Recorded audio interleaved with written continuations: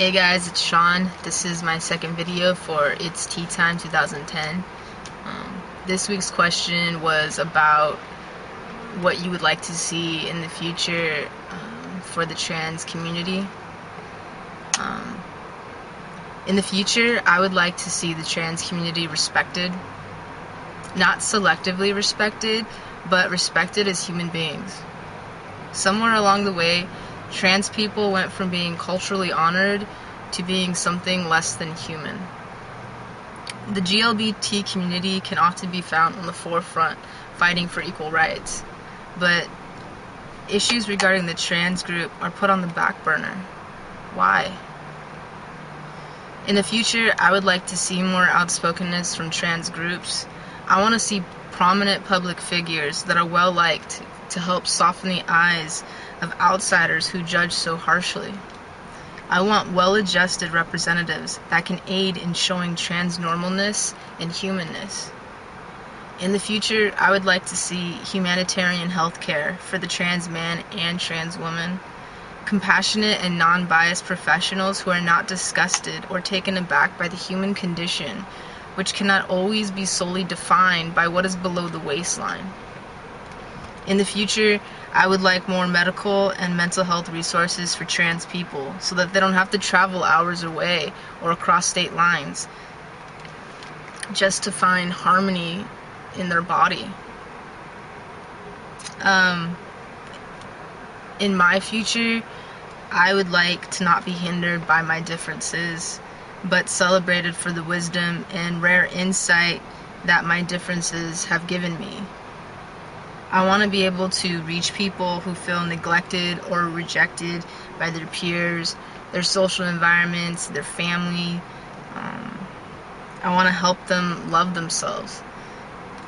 Helping people reach their full potential is actually one of the reasons why I picked up a pair of shears in the first place and why I decided to go to Paul Mitchell.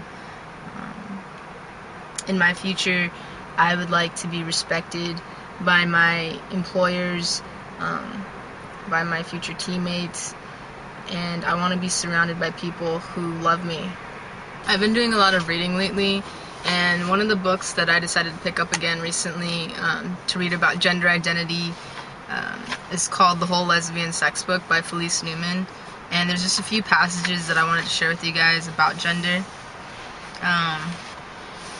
It says, "In fact, according to the Intersex Society of North America, one infant in 1600 is born with something other than XX or XY chromosomes.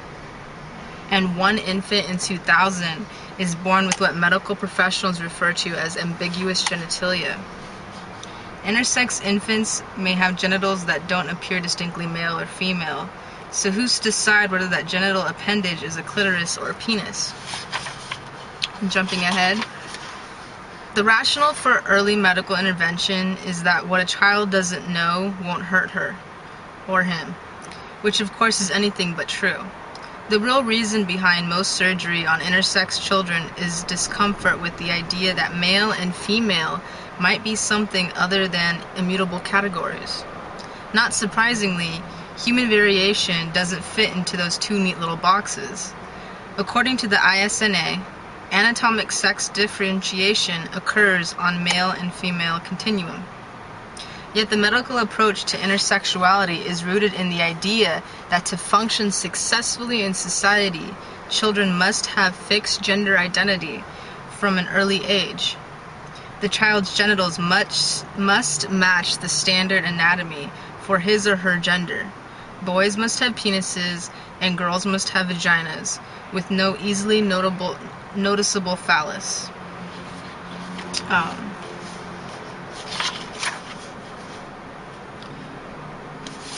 One thing that she points out that I thought was interesting is she says that gender is more than anatomical sex, and this is true. Gender is how you relate to your biological sex. Your gender identity may or may not agree with your biological sex. For instance, you may have a woman's body and identify as male. You may experience your clitoris as a cock, your breasts as a chest.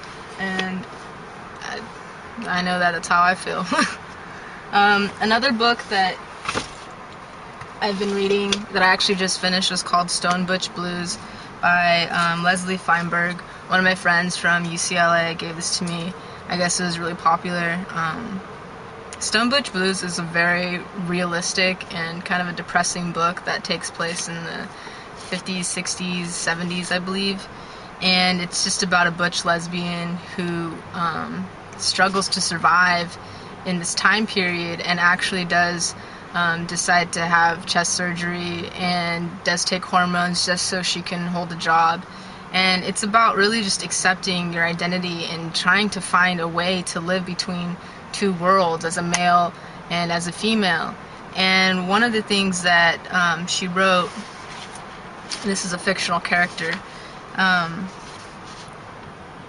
it says, "I sat down on my bed and fell back to look at the ceiling. Ruth had painted it velvety black with pinpoints of constellations I recognized. The darkness softened to light around the edges. I could see the outline of trees against the sky. Ruth lay down next to me. Do you like it? It's just incredible. I can't believe you've given me a sky to sleep under. But I can't tell if it's dawn or dust that you've painted." She smiled up at the ceiling. "It's neither. It's both. Does that unnerve you?" I nodded slowly. "Yeah, in a funny way it does." "I figured that," she said. "It's the place inside of me I have to accept. I thought it might be what you need to deal with too." I sighed. "I really do have trouble not being able to figure out what you've painted. Is it about to be day or about to be night?" Ruth rolled toward me and rested her hand on my chest. "It's not going to be day or night, Jess. It's going to be the moment of infinite possibility that connects them." And I really like that portion of the book because it's basically saying you're neither here nor there. You're neither man or woman. You're both. And you're just going to have to find harmony to live as both. So that ends my video, you guys. I'll make another one soon. But talk to you guys later. Bye.